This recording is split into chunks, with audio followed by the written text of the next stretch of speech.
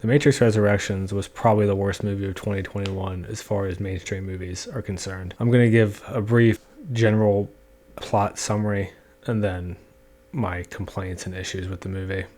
And I might do a more detailed, like scene by scene review separately. So there'll be spoilers. All right, and here we go. So before we can even get into the movie, this movie was never intended to exist, clearly. They say it in the movie. And this movie really just reminds you of every completely uninspired cash grab that we've seen from Hollywood the last couple of decades. This one falls right in line with Terminator series, Star Wars, the Alien movies, the Predator movies, the Jurassic Park movies, Indiana Jones, Halloween, probably Lord of the Rings soon, and I'm sure a lot more that you can think of. But when Lana Wachowski, who's the producer and director and writer for the movie, was asked why she wanted to make the movie, this was her response. And sometimes I come out like, "How's it going? What's up?" Why now? Why is now the right time for more Matrix? Whoa. Oh, okay. Yeah, you just come out and get to ask the gigantic question that is it wasn't planned. It was not orchestrated in any way. It was just something happened in my life, and I needed to process some grief, and I really kind of needed to have all of these people around who knew my parents. And I mean, so this is the most basic question you could probably ask somebody. You know, why did you take years out of your life to make this and put effort into it?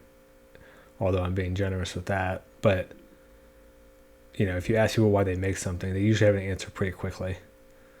So the fact that she couldn't even answer the most basic question of why did you make this movie now is it's pretty emblematic of the entire movie that we got. You know, I really like the original trilogy. Everyone loves the first one. I like the second and third one too, even though most people probably don't. I'm not even sure if I would say they're good, but I like them. Alright, so anyway, now that we've gotten that out of the way, let's get to the actual plot. So we have a blue hair feminist chick whose name is Bugs, and she introduces herself and says, "My name is Bugs," as in bunny, which I think is just retarded. So I'm just going to call her blue hair. She rewatches the original Matrix opening scene with Trinity, but this one's different, the Trinity is different, and this girl gets caught, and Morpheus is an agent for some reason. We get a really shitty fight scene, and blue hair and Morpheus end up alone. And I say it's shitty because it's just completely uninspired. She's getting shot at with machine guns from 15 feet away by a group of people and doesn't get shot at all. So it's just garbage. So she ends up alone with Morpheus, and they're in Thomas Anderson's apartment, or Neo's apartment from the first one. And Morpheus apparently awakened himself somehow to the Matrix not being real, and blue hair gives him a red pill, and Morpheus joins her for no real reason. So whatever, they escape, and we cut to Neo. Neo in this movie thinks he's a game developer who created the Matrix trilogy of games, and he thinks he's kind of just crazy about everything that happened in the originals because that's what his therapist tells him, who's Neil Patrick Harris. And if you've ever seen a movie before, it's pretty obvious that he's the main bad guy as soon as he's introduced. So at this video game company, Agent Smith is his boss, and they couldn't get Hugo Weaving, so they got some guy to do a horrible impersonation of him. I feel bad for the actor because that's clearly what he was directed to do, and it was just terrible. So Neo has a fat douche friend who we later find out is a handler for the Matrix, and they go to a cafe called the Simulate, which is super clever, and they see Trinity there, and Trinity has kids and a husband now. So we get some scenes of him going crazy. Morpheus tries to give him the red pill. Neo says no, and there's a big shootout in the office, and it ends with Neo about to get shot in the head. And then we cut, and he's in therapy. And Neil Patrick Harris is just telling him that he had a mental break. So Neo considers killing himself. Blue hair says don't do it. She takes him to get red pilled again. They do a really shitty version of the first movie when he gets red pilled. And then the cops show up and they jump through a window onto a train in Tokyo. And there's a dog shit action scene on this train where everyone's firing machine guns but no one fucking dies. And all the people on the train turn into these bots because they don't have agents in this movie. They have bots. So like every person in the Matrix can become a bot and they just swarm. So they fight these bots and they throw them out of the train and stuff and whatever. Nobody dies. It's cool. They escape. So he wakes up in the goo again and Trinity is in a pod across from him and a flying robot flies him away from the machine city. So he gets to this crew, kind of like it's a ship like the Nebuchadnezzar, and they say that his body is not accepting the red pill this time or some shit. So they put him back in the Matrix and Morpheus reenacts the Neo versus Morpheus karate scene from the first one, but this one's obviously a lot shittier, which sums up this entire fucking movie. So Morpheus kicks his ass and yells at him a bunch and tells him to fight for Trinity. So then he's fine.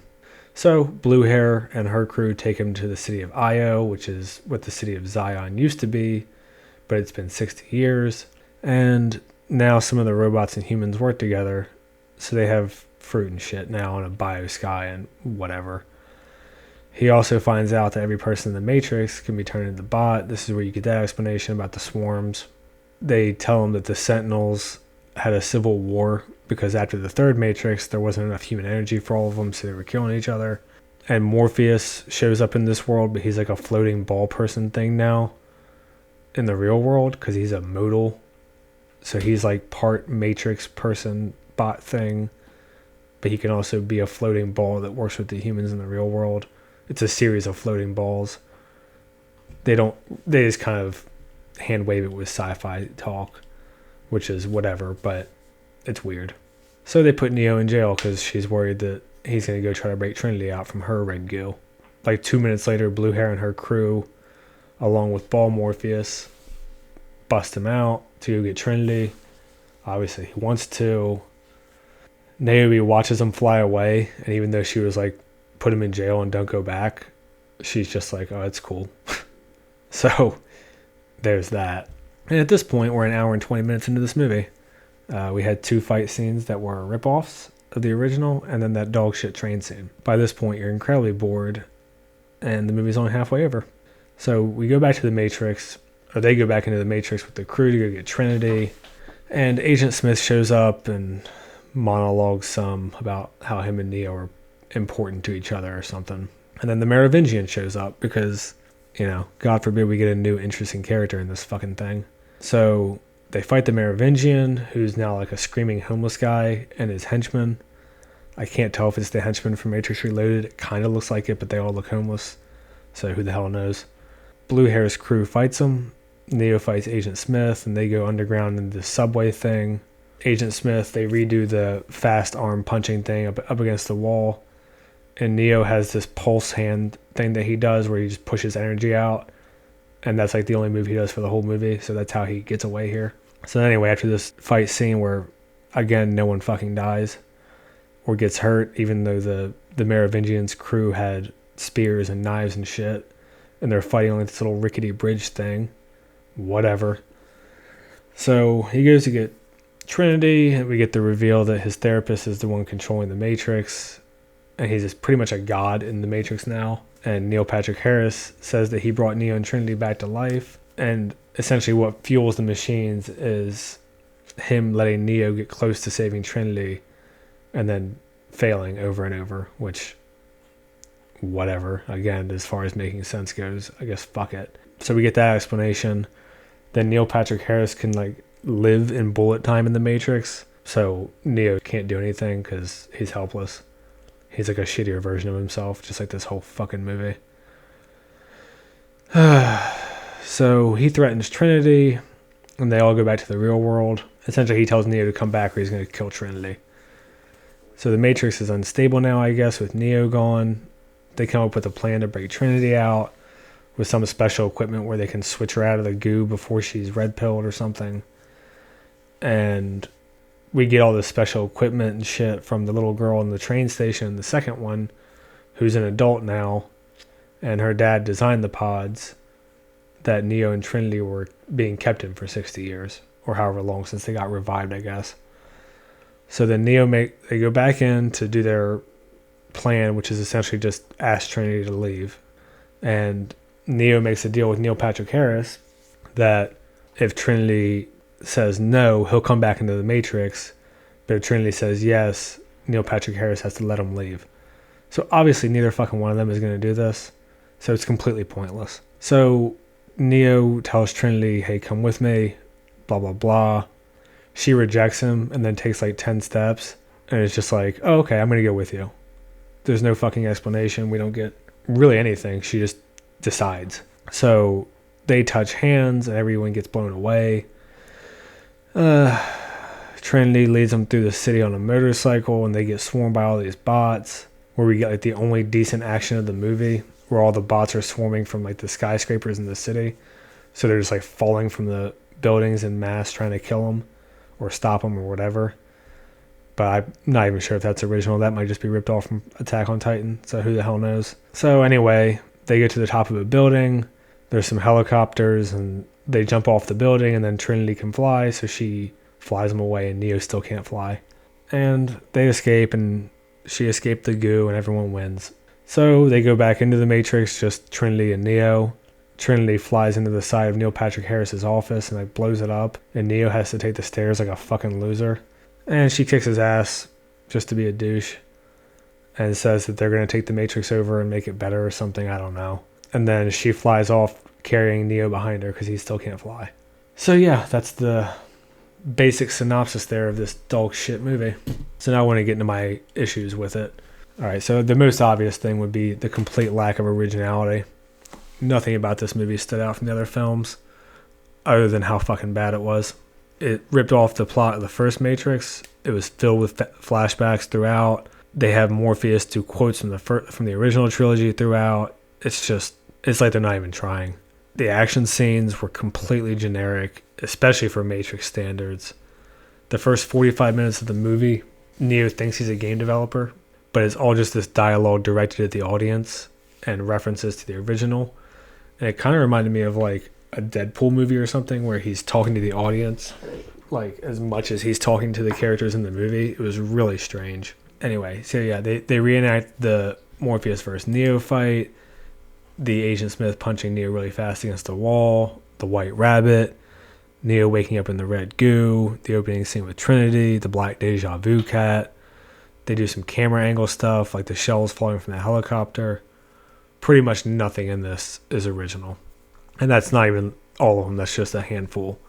So you have some idea of how unoriginal it actually was. So the dialogue in the movie, which I just mentioned, is bizarre. They come right out at one point and say that Warner Brothers said that we're going to make a sequel with or without you.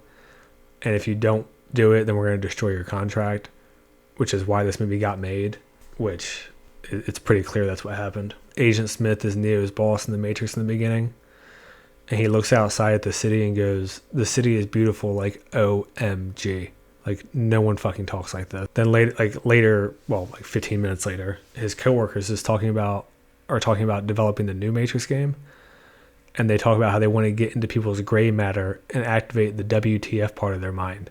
Like, this is dialogue that I would believe if this was a movie about 15-year-old girls on fucking TikTok. It's just strange. And then Morpheus literally says he's doing callbacks like in the movie.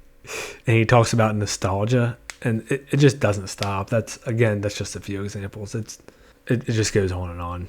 Part of the weird dialogue, though, that I thought was really strange is that the movie kind of brags about how great the original trilogy was, but then they also kind of make jokes about it, which sort of seems like they're shitting on their own thing, which I don't really understand. Like at one point, they refer to the original trilogy as revolutionary and mind-bending, which I would actually agree with, but that's still so douchey to say about yourself in your own movie. And then, like, when Morpheus is introduced for the red pill scene, he starts it and then goes and blah, blah, blah.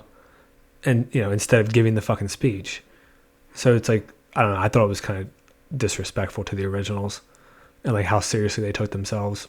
And then we get a bunch of stuff about from the Merovingian and from his coworkers about how movies and TV used to be better and everything's a remake now, and the new Matrix and its sequels can't just be unoriginal, which is hilarious considering what this movie was. I actually think relegating the original trilogy to a video game trilogy is kind of disrespectful also. I mean, I know he's just in the Matrix and it's not actually a part of it, but they just sort of make a joke about the whole thing. I don't know. It just rubbed me the wrong way, but maybe because I hated this movie so much. Okay, so onto the plot. I don't really know how much sense the plot makes. A lot of stuff is just sort of hand-waved away. And I don't know if they were hand-waved away and there was more thought there, or they just didn't have time, or they didn't really care and have an explanation. It's not very clear. But like one of the biggest ones is the main villain is Neil Patrick Harris. And like I said, he can live in bullet time, so he's like a god in this Matrix. But at the climax of the movie, when Trinity decides to join Neo, he does his bullet time thing, and then Agent Smith just shows up and kicks his ass. Like, I guess he can live in bullet time too. There's no fucking explanation. I have no idea. So Agent Smith shows up, makes him look like a bitch, shoots him, and then narrates to Neo and the audience that their alliance of convenience is over. And then he just leaves. That's it. There's also these floating ball people who are like part Matrix robot but can function in the real world as a bunch of floating balls, which I don't really understand. I guess they're just supposed to be like simulated programs of humans in the Matrix, so they can't be red-pilled and woken up. I don't know. So they hand wave it away that it functions with sci-fi shit, which is, whatever. I don't really care. But then all the human ball people, or all the ball people that we see, the floating ball people, like take human form and kind of put human limitations on themselves. So like again, the climax, we see Morpheus, or Ball Morpheus, disintegrate his form and fly into like through a pipe thing or a vent or whatever. But then later he turns back into a human and like jumps across a gap like he's a human. But he's a fucking series of floating balls that we've already seen just do whatever they want. So they don't really explain any of this shit. And it's weird that they would show him, disintegrate and fly through a vent, but then be limited on a 3-foot jump across a gap like a human. It's just strange. Neil Patrick Harris says that he needs Neo and Trinity to be close, but not too close, because if they touch, something bad will happen. Again, that's not really explained. Like they touch and there's just like this pulse of energy, which Neo kind of does on his own anyway the whole movie, so I don't really get what the big deal with that was. But whatever. So Neil Patrick Harris says this about them being close but not too close. But then you think back to this scene with the fat douche friend introducing him in the cafe. And I guess you could say it's setting up to torture him later by having him only save Trinity, But it still seems like a pretty big risk to me, considering that they were already close since they were hanging out in the same cafe, but not too close because they weren't touching. I don't know. It's just a weird thing. But also, I didn't really like the fact that every single person in the Matrix was able to become these bot things, because it kind of just makes it feel like we have a few player characters in a world full of NPCs. Like the first Matrix, it felt like two separate but both real worlds that were filled with people, not just bots everywhere. And this is like kind of a personal preference, but no one dies from the good guy's side, like Matrix and Blue Hair and her crew, which I don't really understand when people died all the time in the original trilogy. And it seems like it would have been easy to me to, have the bots kill a couple red shirts, or Neil Patrick Harris kill somebody, something, so we know like, okay, like these people are actually a threat. Not like they unload machine guns and just no one ever gets hurt or shot or killed. So it just really made it feel like there was no stakes. The characters don't really make any sense with their actions. Morpheus accuses Neo of working with the machines at one point, which I don't understand at all, considering he's the one who, ended all that in the first trilogy. And then Morpheus is like part program anyway, or I guess he is a program. So what would he even care? I don't know. Trinity has a husband and kids and sits down with Neo. And at this point in the movie, they're complete strangers. They don't know each other. because Fat Douche Guy has just introduced them recently. So they're complete strangers, and then she talks to him about like regretting having a family and children and stuff, which is a really weird fucking conversation for two strangers to have. I don't know, maybe that's just me. Niobe tells Blue Hair, who's like the captain of whatever shitty version of the Nebuchadnezzar we got, multiple times that she's grounded and she can't fly and blah, blah, blah. And then she literally doesn't even make an effort to stop her. Like Blue Hair comes and goes 3 times, gets grounded 2 times, but it's never even an issue. She just leaves. So there's not really any consequences at any point in this movie. There's no real cause and effect. It just jumps from scene to scene to scene. It's like when you listen to a little kid recount their day for you, and they're like, well, this happened, and this happened, and this happened. That's what this fucking movie felt like.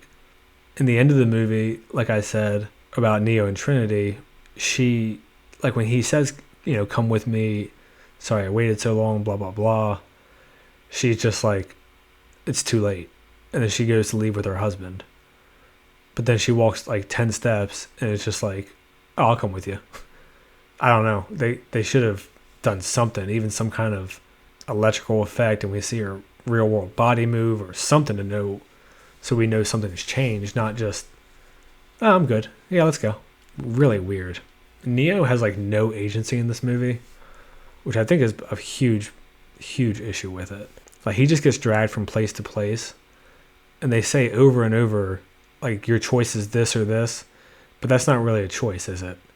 Which completely goes against his character and the main themes of the original trilogy. If you think about all the decisions that he made in the original trilogy, he chose to follow Trinity, he chose to take the red pill, he chose to go see Morpheus, go save Morpheus, he chose to believe that he was the one and try to fight the agents, he chose Trinity over resetting the Matrix, and I'm sure there's more if I were to sit down and rewatch and list all of them. But it's just really out of character, and it feels really weird for this series to undermine their main character and their main themes in that way. But anyway, so yeah, he's just kind of dragged around. I mean, even in the beginning stuff with him talking to Trinity, the fat douche friend is like, come on, let's go talk to her, and like drags him to go talk to her. Not that this would be a huge change, but wouldn't it have been a little bit more in character for Neo to say, there's something about her, I want to talk to her. And then his handler's like, oh, you shouldn't do that, blah, blah, blah. She has a husband and kids. And then Neo's the one like initiating stuff. I don't know. I guess maybe that's just a personal preference too. But it just seems like just really out of character for him to just kind of go with the flow like this. And then, even once he gets red pilled, Morpheus has to like kick the shit out of him and be like, you need to save Trinity. You need to save Trinity. Like Neo doesn't have his own fucking motivation to save Trinity, who he loved. Again, I just don't understand it. Like Blue Hair kind of pulls him out of the Matrix by force, and he doesn't really choose the red pill. It's kind of like shoved down his throat, essentially. Oh, and then like Neo doesn't even break himself out of jail. He's just like sitting there, and then Ball Morpheus comes in and he's like, hey, we're going to get Trinity. And Neo's like, oh, okay. And right before the climax, one of the Blue Hair crew people is talking and says the most important decision of Neo's life isn't his to make. Like, again, it's just like Neo's just watching like all of us. It's fucking weird. And I could even concede that having your main character not make every choice could work, but it would have to be a new character. Neo has made too many choices, and it's just so out of character based on the original trilogy for him to act like this. And then Trinity also, it's really weird to see her just be like a bot in the Matrix, essentially, for the entire time until the very end, when she makes a decision with no explanation to join Neo. The whole thing is just really weird, and Neo is just kind of along for the ride. So I'm bringing this up last because I don't really want to get too much into the political stuff, but there was a little bit of it in there which I found pretty obvious and pretty annoying. If you're into the political stuff and the culture and all that, you probably noticed. If you're not into it, you're probably like, oh, that's a weird thing to say. But, the Wachowskis are pretty open about their politics, and they're, I would say, very far left. This movie wasn't, like, egregious with it, but, it's just enough to be annoying. I kind of rolled my eyes a little bit. Like, there's multiple references to not being able to control women anymore. Trinity can fly at the end, but Neo can't, which is, like, every series now is a female replacing a male in whatever franchise, Rey and Luke. So yeah, it's just like this kind of dialogue was really strange and it felt really out of place. Trinity also tells Neo like that super inappropriate conversation that I mentioned before.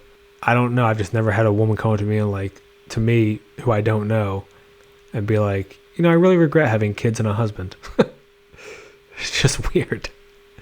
Trinity's husband, his name is Chad, which is obviously just a setup for Neo to cuck the Chad alpha male.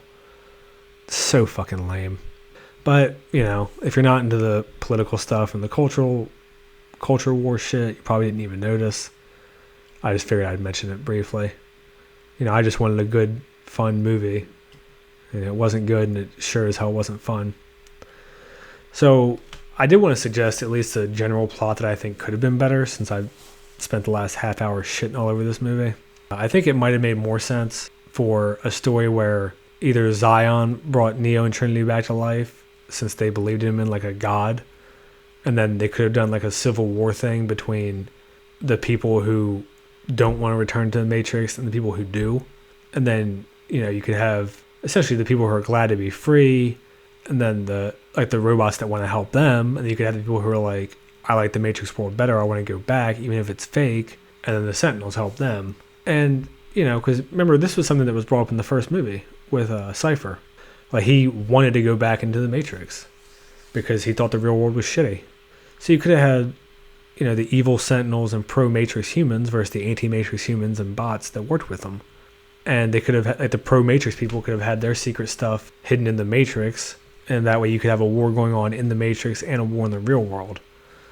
So, you know, you have two sides on two battlefields. That could have been a pretty cool movie, I think. Now, obviously, I haven't put a ton of thought into it and outlined it or anything, but it also seems like a more logical next step in the progression to me than just resetting back to the first one, which is what we got.